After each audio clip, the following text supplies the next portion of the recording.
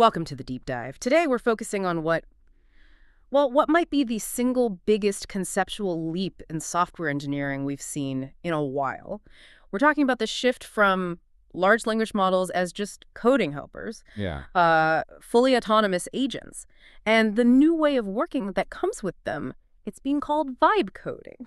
Yeah, it really is an entire paradigm shift. We're definitely moving past the era of just simple code completion. Now we're dealing with intelligent agents that can, autonomously set up complex software environments, run the code they write, and crucially, they can self-diagnose and fix their own errors. It's a complete loop. Vibe coding. It sounds, I don't know, a bit fuzzy, almost philosophical for software engineering, which is usually so precise. What's the actual definition we're working with? Well, vibe coding is really about elevating human trust in the AI's output.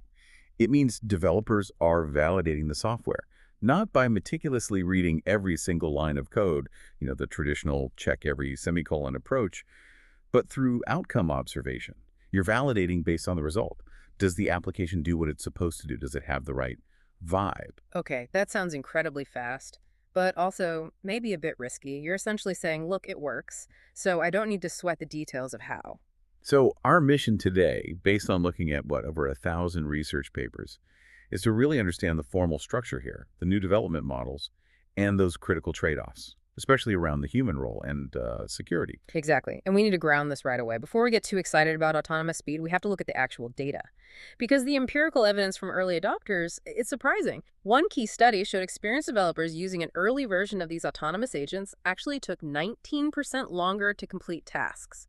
Not faster, 19% slower. Wow, okay, that's not the revolution we were promised, is it? That sounds more like friction. If the big sell is speed and efficiency, but the first results show a 19% loss, that tells me the process itself needs structure. Badly. So where does the research say that friction is actually coming from? It seems to stem from mismanaged context Mm-hmm. and a lack of a clear model for collaboration between the human and the AI. It really highlights that just having a powerful LLM isn't the whole story, not even close. True success demands systematic context engineering and defining that shared mental model for interaction. Right, so if the problem is interaction and context, we need a more formal way to think about this. How are researchers structuring vibe coding scientifically? They're defining it as a dynamic triadic relationship. Think of it as a system with three core parts interacting constantly. First, you have the human developer, Mm-hmm. and their role changes quite fundamentally. They're less the code author, more the intent articulator. And the final quality arbiter, translating needs into instructions. Second, there's the software project, P. And this isn't just code files anymore. It's treated as a whole context space, the code base, database, docs, domain knowledge, everything. And third, you have the coding agent, A. That's the intelligent executor. Hmm. But it's always constrained, right, by the human's intent and the project's existing reality. Sounds like a control system, a continuous loop with tight constraints. How's that modeled, like mathematically? It's formalized as a constrained Markov decision process, a constrained MDP. Now, that might sound a bit academic, but think of it like a really advanced GPS. The human sets the destination, that's the goal. The project defines the map and all the rules of the road. Those are the constraints, the state space. And the agent, it executes the policy, makes all the turn-by-turn decisions to reach the goal while following all the rules. That GPS analogy actually helps a lot. The constraints, the existing code, the architecture, those are the non-negotiables. And that core challenge you mentioned earlier, context, that's what guides the agent's driving, its policy. Precisely. The success of vibe coding really hinges on orchestrating that context systematically. See, the LLM has this limited working memory, its context window. We have to be really strategic about what we feed it to get the best possible code quality. So the context gets pulled dynamically from those three layers we talked about. The human layer, your instructions. The project layer is existing code, making sure things are consistent. And the agent layer, its own tools, memory, task history. There's this whole emerging discipline of context engineering focused just on optimizing what gets into that window. Okay, let's talk about the agent itself, its brain, so to speak.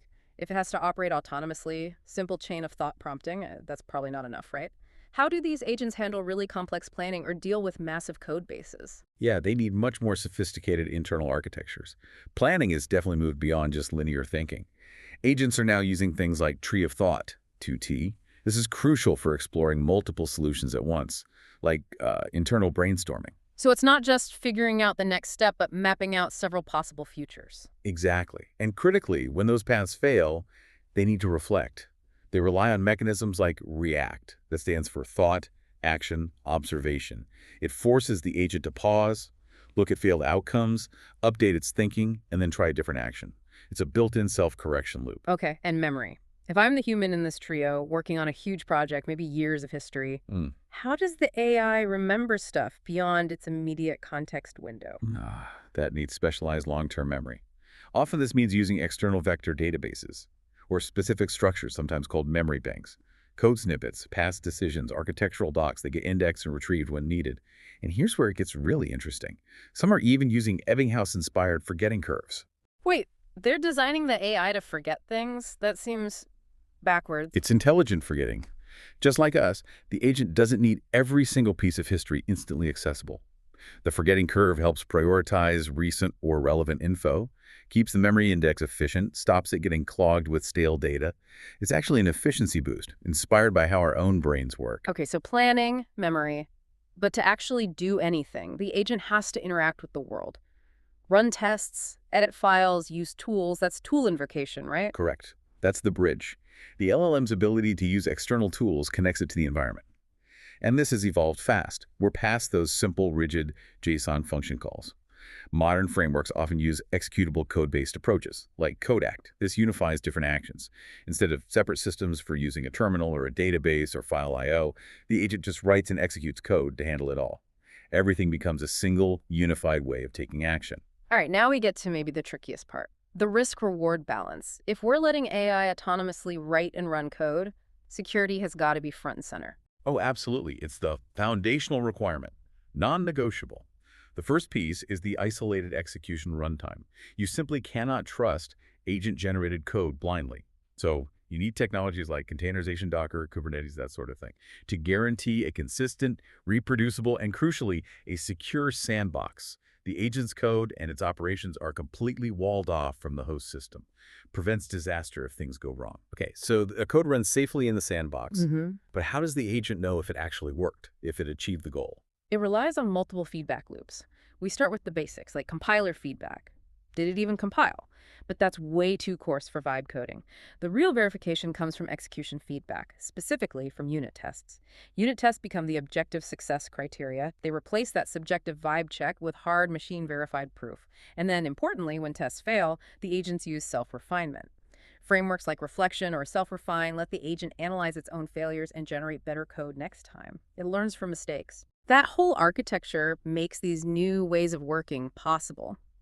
You mentioned synthesizing practice into 5 distinct vibe coding development models. For listeners trying to figure out how this might fit into their workflow, this taxonomy sounds really useful. Let's walk through them. Right. These models really map out the spectrum. From full trust to tight human control, they clarify the choices you have when adopting these agents. Let's start with the one that sounds like the purest form of vibe check, maybe the riskiest. That would be the Unconstrained Automation Model, UAM. The Vibe Check Classic, as you called it. This model assumes maximum trust in the AI, minimal human code review. Validation is purely based on does it work functionally. The goal here is pure, unadulterated speed, velocity above all else. You could compare it to traditional rapid application development, RAD, maybe on steroids. Okay, if that's the fastest, the next one sounds like tapping the brakes a bit. The Iterative Conversational Collaboration Model. Exactly. The ICCM is like pair programming with an AI. Here, the human maintains much tighter oversight, reviewing, understanding each piece of AI output. It's a continuous dialogue. AI generates human reviews, tests, validate human accepts, or sends it back for revision. This mirrors traditional pair programming, where the human is the navigator, steering the AI driver.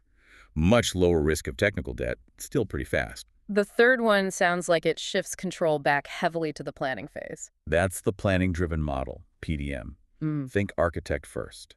The human developer lays down meticulous plans first. Technical specs, implementation blueprints, very detailed. Only then is the AI allowed to code, and it must stay strictly within those predefined guardrails. Conceptually, it's like a very disciplined waterfall model, good for ensuring architectural coherence from the start. And model number 4, it sounds like it replaces the human architect with the tests themselves. Precisely.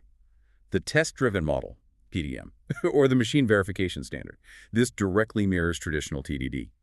The developer writes the test cases first. These tests are the specification. Unambiguous. The AI's entire job is simply to generate code that makes those tests pass. Machine verification replaces subjective human judgment. Okay, and the fifth one you mentioned isn't quite a standalone workflow, more like an add-on. That's right, the context-enhanced model, CEM. It's the consistency layer. You layer this onto any of the other four models. It uses retrieval-augmented generation, RAG, and code-based vector indexing. Basically, it constantly feeds the AI relevant snippets of existing code. This ensures the new AI code aligns perfectly with project conventions, existing APIs, the overall architecture. Absolutely vital for maintaining large, complex code bases or working with legacy systems. Keeps things from breaking. This taxonomy really clarifies the options, but it fundamentally changes the job description, doesn't it, if the machine is building things? The developer isn't primarily a code author anymore. What does the research say about the mental shift needed? They become a context engineer and an orchestrator. The key skills shift. Intent articulation becomes huge. That's advanced prompt engineering, turning fuzzy requirements into precise, actionable constraints for the AI, and debugging changes. You move from tracing line-by-line logic to system-level debugging. Because the AI code can be opaque, you focus on behavioral failures, isolate the problem with tests, then adjust the context to the plan that caused the bad output. Let's circle back to that core tension, speed versus certainty. You mentioned LLMs, learn from insecure code. Relying on a vibe check feels like, well, like asking for trouble, security-wise. How do we prevent this speed from leading straight to security breaches? It's the core dilemma, honestly. We know bad code goes in during training. Hmm. Relying only on outcome validation could mean approving critical flaws, vulnerabilities, resource leaks, just because the basic test passed.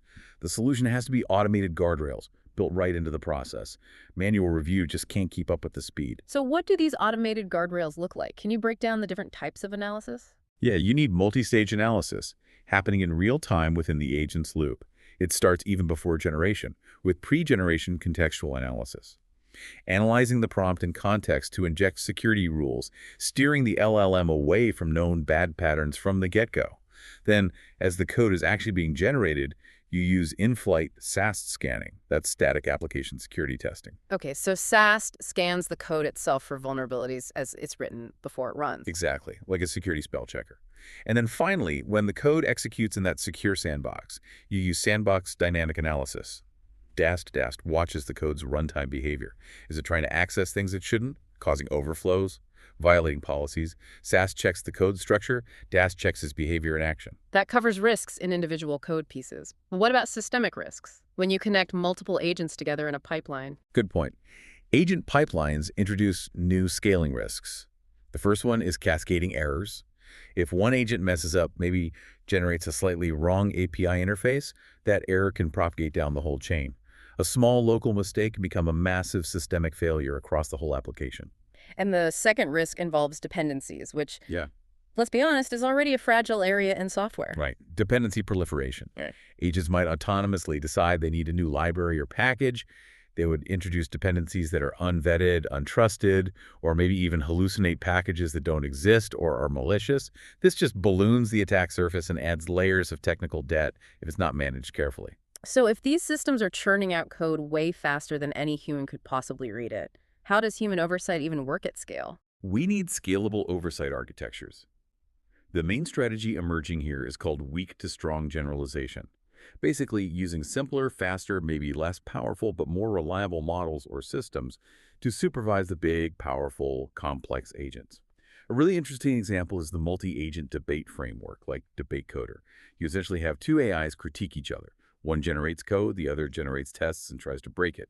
It forces self-correction and improves quality without needing a human to look at every single line. It's machine-on-machine QA. So to wrap up, vibe coding isn't magic. It formalizes this complex interaction between the human, the project context, and the AI agent. And yes, that initial data, that 19% productivity loss, shows there's real friction.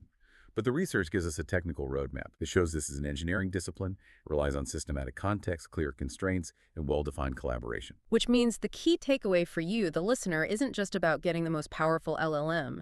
It's about the systems you build around it.